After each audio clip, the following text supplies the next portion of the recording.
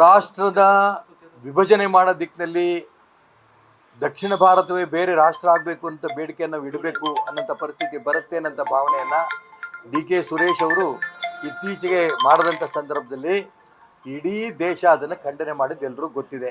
ಸ್ವತಃ ಮುಖ್ಯಮಂತ್ರಿ ಸಿದ್ದರಾಮಯ್ಯನವರು, ಅದೇ ರೀತಿ AICC ಅಧ್ಯಕ್ಷ ಮಲ್ಲಿಕಾರ್ಜುನ್ ಖರ್ಗೆ ಅವರು ಕೂಡ ಅದನ್ನು ಒಪ್ಪಲಿಲ್ಲ. ಡಿ.ಕೆ. ಶಿವಕುಮಾರ್ ಮಾತ್ರ ಅವರು ತಮ್ಮನ ಪರವಾಗಿ ರಾಷ್ಟ್ರದ ದ್ರೋಹದ ಹೇಳಿಕೆ ಕೊಟ್ಟಂಥ ಸಂದರ್ಭದಲ್ಲಿ ಅವ್ರ ಪರವಾಗಿ ನಿಂತರು.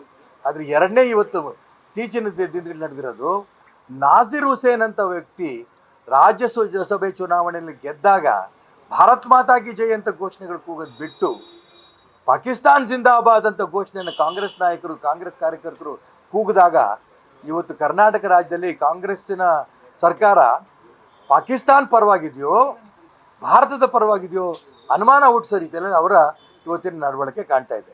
ತಕ್ಷಣ ಮುಖ್ಯಮಂತ್ರಿ ಸಿದ್ದರಾಮಯ್ಯನವರು, ಡಿ.ಕೆ. ಶಿವಕುಮಾರ್ ಅವರು, ಉಪಮುಖ್ಯಮಂತ್ರಿಗಳು ಜಿ. ಪರಮೇಶ್ವರ್ ಅವರು, ಸರ್ಕಾರದ ಪರವಾಗಿ ನಾನು ಅವ್ರಿಗೆ ಹೇಳಕ್ಕೆ ಇಷ್ಟಪಡ್ತೇನೆ, ಅವರು ಈ ರಾಷ್ಟ್ರದ್ರೋಹಿ ಘೋಷಣೆ ಕೂಗಿದಂಥ ವ್ಯಕ್ತಿ ಬಗ್ಗೆ ಅರೆಸ್ಟ್ ಮಾಡಬೇಕು, ಅವನ ರಾಷ್ಟ್ರದ್ರೋಹಿ ಚಟುವಟಿಕೆಗಳ ಮುಖಾಂತರ ಅವನ ಬಗ್ಗೆ ಕ್ರಮ ತಗೋಬೇಕು ಅನ್ನೋಂಥ ಒತ್ತಾಯವನ್ನು ಸರ್ಕಾರಕ್ಕೆ, ಕಾಂಗ್ರೆಸ್ ಸರ್ಕಾರಕ್ಕೆ ನಾನು ಒತ್ತಾಯ ಮಾಡೋಕ್ಕೆ ಇಷ್ಟಪಡ್ತೇನೆ. ಮಲ್ಲಿಕಾರ್ಜುನ್ ಖರ್ಗೆ ಅವರು ಮೊನ್ನೆ ತಾನೇ ಲೋಕಸಭೆಯಲ್ಲಿ ಮಾತಾಡಿದ್ರು, ಕನ್ಯಾಕುಮಾರಿಯಿಂದ ಕಾಶ್ಮೀರ ತನಕನೂ ಕೂಡ ಕಾಂಗ್ರೆಸ್ ಪಕ್ಷ ಒಟ್ಟಿಗೆ ಇದೆ. ಖರ್ಗೆ ಅವರೇ, ಇವತ್ತು ನಿಮ್ಮ ಕಾಂಗ್ರೆಸ್ಸಿನ ಒಬ್ಬ ಕಾರ್ಯಕರ್ತ ಪಾಕಿಸ್ತಾನ್ ಜಿಂದಾಬಾದ್ ಅಂತ ವಿಧಾನಸೌಧದ ಹತ್ತಿರ ಕೂಗ್ತಾನಲ್ಲ, ಇದಕ್ಕೆ ನಿಮ್ಮ ರಿಯಾಕ್ಷನ್ ಏನು ಪಕ್ಷದ್ದು? ನಾಸಿರ್ ಹುಸೇನ್ ಅಂತ ವ್ಯಕ್ತಿ ಪತ್ರಕರ್ತರು ಕೇಳ್ತಾರೆ, ಈ ರೀತಿ ಪಾಕಿಸ್ತಾನ್ ಜಿಂದಾಬಾದ್ ಅಂತ ಕೂಗ್ತಾರಲ್ಲ, ಇದಕ್ಕೆ ನಿಮ್ಗೇನು ಅಂತಂದರೆ ಬೇಜವಾಬ್ದಾರಿಯಿಂದ ಹೋಗ್ತಾರಲ್ಲ ಅಂಥ ರಾಜ್ಯಸಭಾ ಸದಸ್ಯನ ಬಗ್ಗೆ ನಿಮ್ಮ ಕ್ರಮ ಏನು? ನಿಮ್ಮ ಪಕ್ಷ ಏನು ಕ್ರಮ ತಗೊಳುತ್ತೆ? ನೀವು ರಾಷ್ಟ್ರದ್ರೋಹಿಗಳ ಪರವಾಗಿದ್ದೀರೋ, ರಾಷ್ಟ್ರಭಕ್ತರ ಪರವಾಗಿದ್ದೀರೋ? ಇವತ್ತು ನಾಸಿರ್ ಹುಸೇನ್ ಅಂತ ವ್ಯಕ್ತಿನ ರಾಜ್ಯಸಭೆ ಗೆಲ್ಲಿಸಿರೋಂಥ ಕಾಂಗ್ರೆಸ್ ಶಾಸಕರು ತಲೆ ಸಗ್ದಂಥ ಘಟನೆ ಇವತ್ತು ಕರ್ನಾಟಕ ರಾಜ್ಯದಲ್ಲಿ ನಡೆದೋಯ್ತು. ಕಾಂಗ್ರೆಸ್ಸಿನ ಶಾಸಕರುಗಳು ಇದನ್ನು ಖಂಡನೆ ಮಾಡಬೇಕು. ನಾನು ಎಲ್ಲ ಕಾಂಗ್ರೆಸ್ ಶಾಸಕರು ಕೂಡ ಪಾಕಿಸ್ತಾನ್ ಜಿಂದಾಬಾದ್ ಅಂತ ಕೂಗಿದಂಥ ವ್ಯಕ್ತಿ ಪರವಾಗಿ, ನಾಸಿರ್ ಹುಸೇನ್ ಅನ್ನೋಂಥ ವ್ಯಕ್ತಿ ಅಂಥವ್ರಿಗೆ ಬೆಂಬಲ ಕೊಡ್ತಾರಂಥ ವ್ಯಕ್ತಿ ಪರವಾಗಿದೆ ಅಂತ ಹೇಳಕ್ಕೆ ಇಷ್ಟಪಡಲ್ಲ. ಕಾಂಗ್ರೆಸ್ ಶಾಸಕರು ಆ ನಾಸಿರ್ ಹುಸೇನ್ ಅವರ ನಡವಳಿಕೆಯ ಬಗ್ಗೆ ಛೀಮಾರಿ ಆಗಬೇಕು. ಮತ್ತು ಈ ರೀತಿ ಜಿನ್ನಾ ಸಂಸ್ಕೃತಿಯನ್ನು ಇದೇ ರೀತಿ ಕಾಂಗ್ರೆಸ್ಸಿನ ಕಾರ್ಯಕರ್ತರು ಮುಂದುವರಿಸ್ತಾ ಇದ್ದಾರಲ್ಲ, ಇದ್ರ ಬಗ್ಗೆ ರಾಜ್ಯದ ಜನ, ದೇಶದ ಜನ ಈ ಕಾಂಗ್ರೆಸ್ ಪಕ್ಷಕ್ಕೆ ಸರಿಯಾದ ಪಾಠವನ್ನು ಕಲಿಸ್ಬೇಕು. ರಾಷ್ಟ್ರದ್ರೋಹಿಗಳಿಗೆ ಏನು ಕ್ರಮ ತಗೋಬೇಕು, ರಾಜ್ಯ ಸರ್ಕಾರವೂ ಕ್ರಮ ತಗೋಬೇಕು, ಕಾಂಗ್ರೆಸ್ ಪಕ್ಷವೂ ಕ್ರಮ ತಗೋಬೇಕು ಅಂತ ಒತ್ತಾಯ ಮಾಡ್ತೇನೆ. ನಾಸಿರ್ ಹುಸೇನ್ ತಕ್ಷಣ ಈ ರಾಜ್ಯದ ಜನರ ಕ್ಷಮೆ ಕೇಳಬೇಕು ಮತ್ತು ರಾಜ್ಯ ಸರ್ಕಾರ ನಾಸಿರ್ ಹುಸೇನ್ ಬಗ್ಗೆ, ಪಾಕಿಸ್ತಾನ್ ಜಿಂದಾಬಾದ್ ಅಂತ ಕೂಗಿರೋಂಥ ವ್ಯಕ್ತಿ ಬಗ್ಗೆ ಕ್ರಮ ತಗೋಬೇಕು ಅಂತ ಒತ್ತಾಯನ ಈ ಸಂದರ್ಭ ಮಾಡೋಕ್ಕೆ ಇಷ್ಟಪಡ್ತೇನೆ.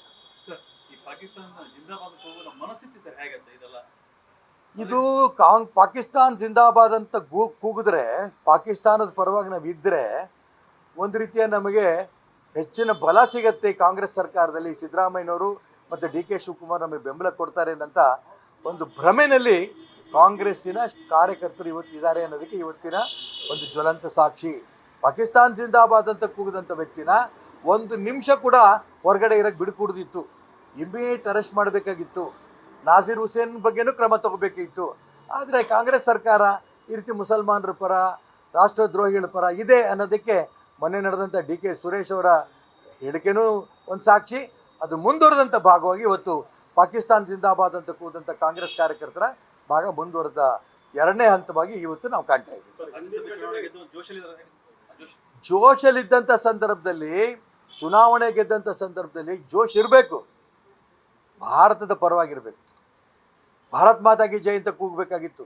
ಕಾಂಗ್ರೆಸ್ನವರು ಸ್ವಾತಂತ್ರ್ಯ ಪೂರ್ವದಲ್ಲಿ ಭಾರತ್ ಮಾತಾ ಕಿ ಜೈ, ಒಂದೇ ಮಾತರಂ ಅಂತ ಘೋಷಣೆಗಳು ಕೂಗ್ಕೊಂಡು ಈ ದೇಶಕ್ಕೆ ಸ್ವತಂತ್ರ ತಂದರು.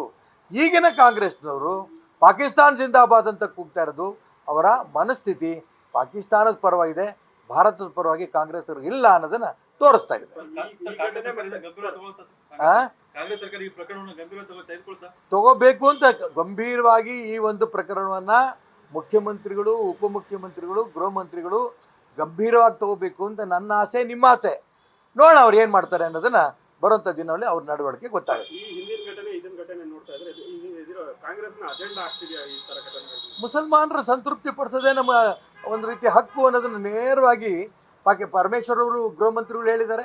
ಸಿದ್ದರಾಮಯ್ಯನವರು ಅವ್ರಿಗೆ ಸಂತೃಪ್ತಿ ಪಡಿಸೋಂಥ ಎಲ್ಲ ವ್ಯವಸ್ಥೆ ಮಾಡ್ತಿದ್ದಾರೆ. ಡಿ ಕೆ ಶಿವಕುಮಾರ್ ಅವರು ನನ್ನ ಬ್ರದರ್ಸ್ ಅಂತ ಹೇಳ್ಕೊತಾ ಇದ್ದಾರೆ. ಇವೆಲ್ಲವೂ ಕೂಡ ರಾಷ್ಟ್ರದ್ರೋಹಿ ಚಟುವಟಿಕೆ ಮಾಡೋರಿಗೆ, ಪಾಕಿಸ್ತಾನ್ ಜಿಂದಾಬಾದ್ ಅಂತ ಕೂಗೋರಿಗೆ ಒಂದು ರೀತಿ ಬೆಂಬಲ ಕೊಟ್ಟಂಗೆ ಆಗ್ತಾ ಇದೆ. ಇದು ನನ್ನ ವೈಯಕ್ತಿಕ ಅಭಿಪ್ರಾಯ.